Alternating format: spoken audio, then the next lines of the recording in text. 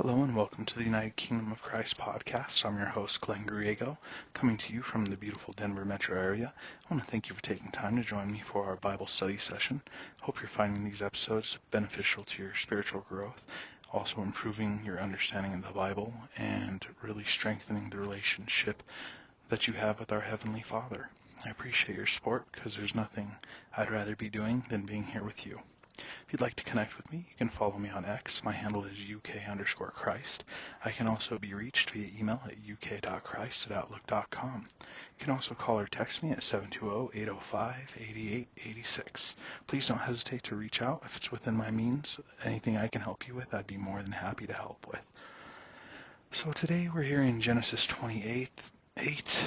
We're going to be going verses 10 all the way through 22 and finish up Genesis 28 today. One second. Thank you so much for your patience, and let's do it. Then Jacob departed from Beersheba and went toward Haran. He came to a certain place and spent the night there, because the sun had set, and he took one of the stones of the place and put it under his head, and lay down in that place. He had a dream, and behold, a ladder was set on the earth, with its top reaching to heaven. And behold, the angels of God were ascending and descending on it. And behold, the Lord stood up above it and said, I am the Lord, the God of your father Abraham, and the God of Isaac. The land on which you lie I will give to you and to your descendants. Your descendants will also be like the dust of the earth, and you will spread out to the west and to the east and to the north and to the south. And in you and in your descendants shall be all the families of the earth be blessed. Behold, I am with you and will keep you wherever you go, and will bring you back to this land, for I will not leave you until I have done what I have promised you. Then Jacob awoke from his sleep and said, Surely the Lord is in this place, and I did not know it. He was afraid and said, How awesome is this place! This is none other than the house of God, and this is the gate of heaven. So Jacob rose early in the morning and took the stone that he had put under his head and set it up as a pillar and poured oil on its top. He called the name of that place Bethel. However, previously the name of the city had been Luz.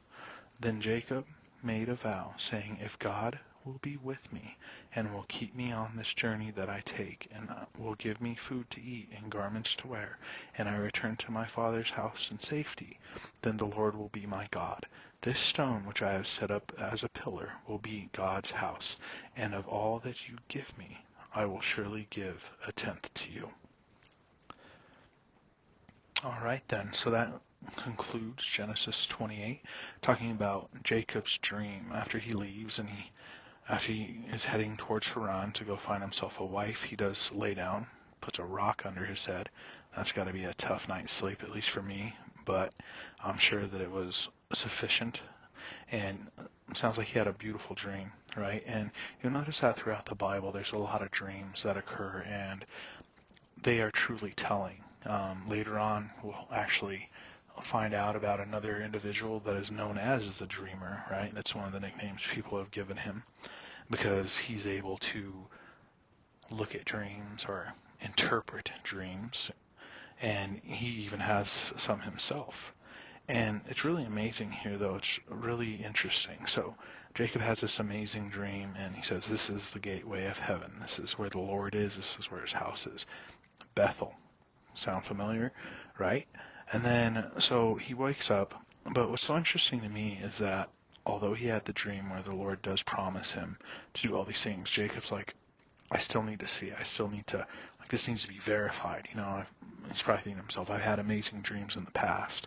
But he says, if I am provided for on this journey with food and garments, and I return to my house father in safety, then the Lord will be my God.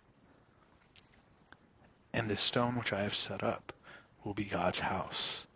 And of all that you give me, I will surely give a tenth to you.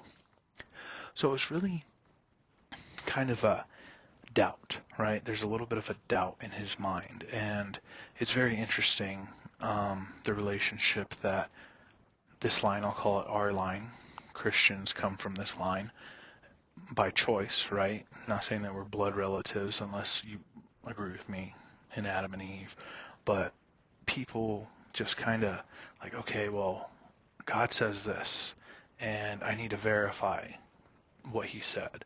And obviously, God's going to be with him. God promises to be with him until everything that he has promised to him, to Jacob, will be fulfilled. And it's truly amazing. And as we know, once again, Jacob does make it back home safely and have a new wife, and Bethel is the home of God, right? And since he does make it back, he also makes it home safely. He also does become a servant of our God, the Heavenly Father, right? So, well, I want to thank you again for taking time to join me for our Bible study session. I hope you're finding the episodes beneficial to your spiritual growth and understanding the Bible. Plus, obviously, strengthening your relationship with our Heavenly Father. Appreciate your support. Thank you so much for being here. If you'd like to contact me, you can follow me on X at UK_Christ. I can also be reached via email at uk.christ@outlook.com. Feel free to call or text me at 720-805-8886. Thank you again. God bless.